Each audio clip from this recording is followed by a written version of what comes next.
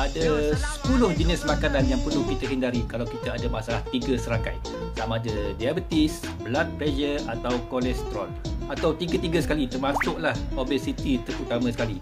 Anda kena pastikan tak boleh ambil dessert lagi dah. Tahu dessert tak? Makanan yang manis-manis tu, kuih muih selepas daripada kita makan tu, tu ramai yang bermasalah besar, termasuklah makan donat, croissant atau kuih muih, bakery, kek-kek semua tu out.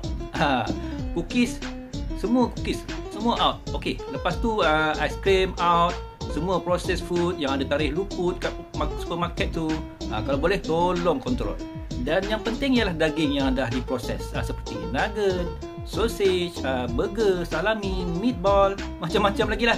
Lepas tu ada tak yang ambil artificial sweetener, termasuk dalam energy drink ataupun soda-soda carbonated drink tu.